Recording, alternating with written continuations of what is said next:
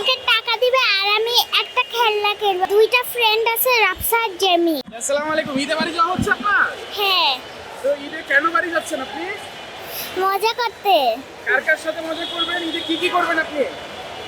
হ্যাঁ, আমি আমি এই যে আমাকে টাকা দিবে আর আমি একটা খেলনা কিনবো, অনেক মজা হবে।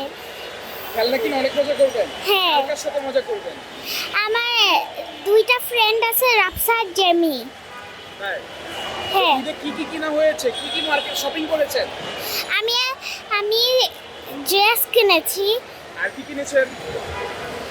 আর আমি মেকআপ কিনেছি। মেকআপ কিনেছেন? হ্যাঁ। কে কিনে দিয়েছে?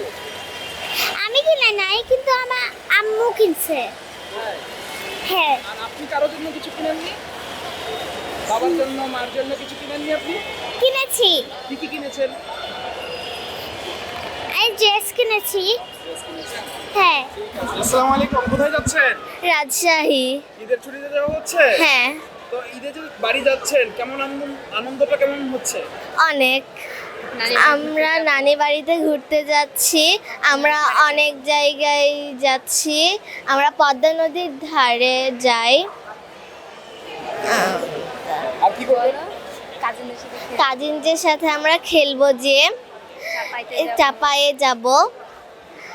আর আমরা সব কাজিনসরা মিলে পদ্মা নদীর ধারে ঘুরতে যাই। ঈদে বাড়ি যাওয়ার অনুভূতিটা বলুন।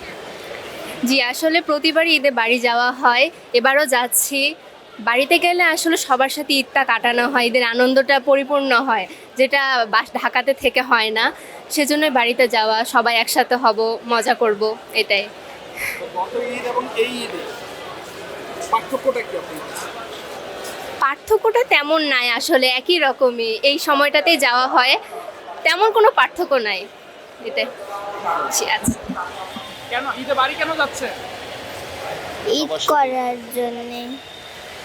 কেন যাচ্ছে? ঈদ করার জন্যে। করার জন্য। ঈদে কেনাকাটা করা হয়েছে? বাড়ি হ্যাঁ, যাচ্ছেন, সবার জন্য কি কি কিনেছেন? ঈদের জামা আর কি কিনেছেন? আর সবার জন্য গিফট। সবার জন্য গিফট কিনেছেন।